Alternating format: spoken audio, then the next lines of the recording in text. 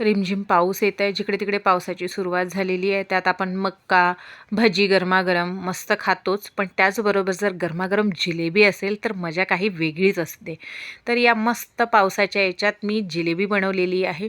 छोट्या छोट्या टिप्स आहे ज्याच्याने आपली जिलेबी अगदी रसरशीत आणि कुरकुरीत होते आणि भरपूर वेळपर्यंत ती कुरकुरत राहते. अगदी छोट्या छोट्या गोष्टी आहे ज्या आपल्याला इथे मी तुम्हाला सांगणार आहे. तर वेळ न गमावता रेसिपीला सुरुवात करूया.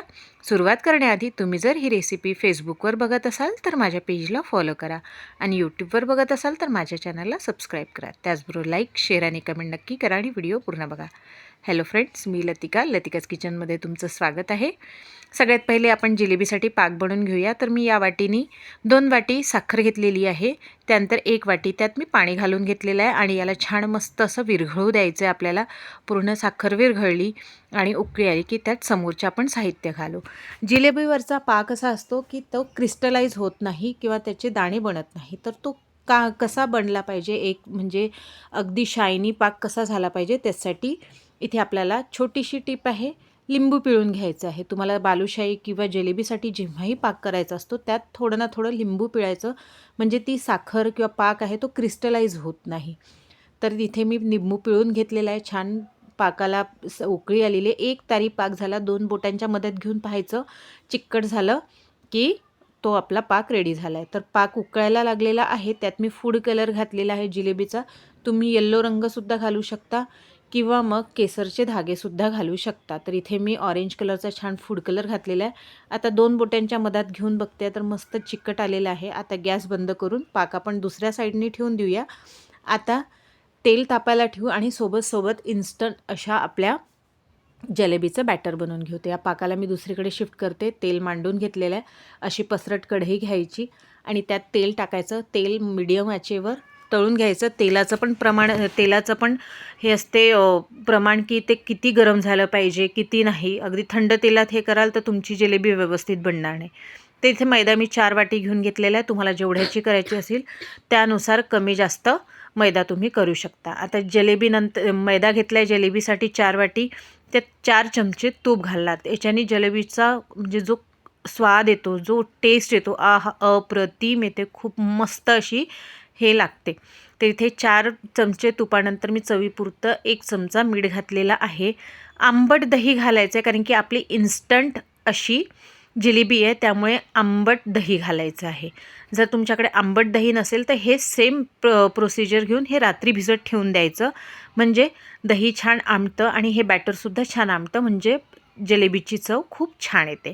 तर आता थोडं थोडं पाणी घालून आपल्याला इथे हे मिक्स करून घ्यायचं आहे व्यवस्थित. एकदम पातळ करायचं नाही आणि एकदम घट्टही ठेवायचं नाही.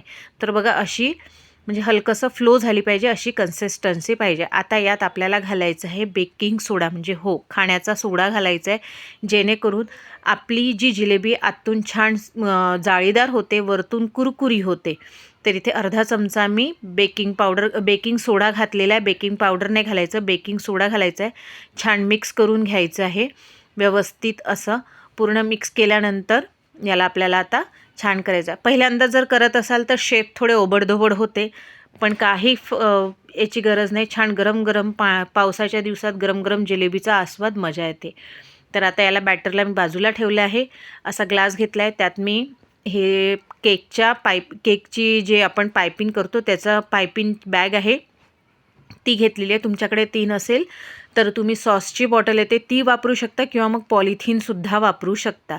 तर मी यात बॅटर भरून घेते आहे, त्यानंतर मग जिलेबी पाडून घेते.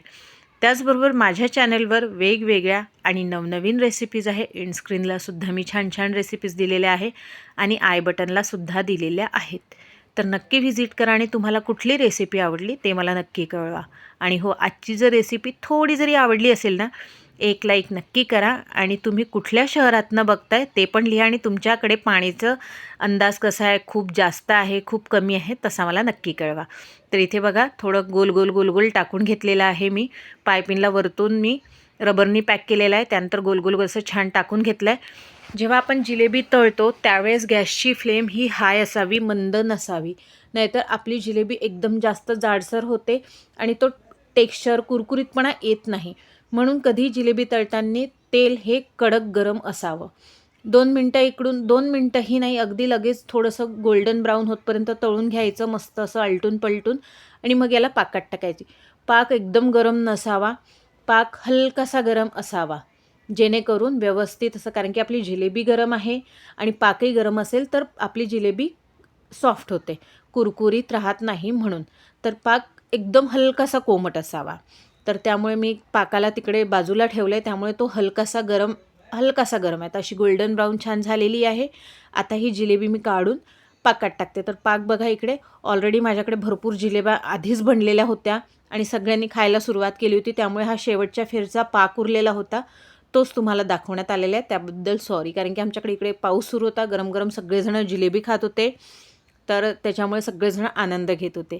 तर हा शेवट असा छानपैकी मस्त पाकात आलटून-पलटून घ्यायचं. थोडं अगदी 2-3 सेकंदासाठी ठेवायचं. पलटी करून घ्यायचं. म्हणजे त्यात आतपर्यंत पाक जातो, मस्त कुरकुरीत बनते आणि शायनी बनते. तर कशी वाटली रेसिपी ते मला नक्की कळवा. तर भेटूया पुढच्या रेसिपीत. तोपर्यंत बाय.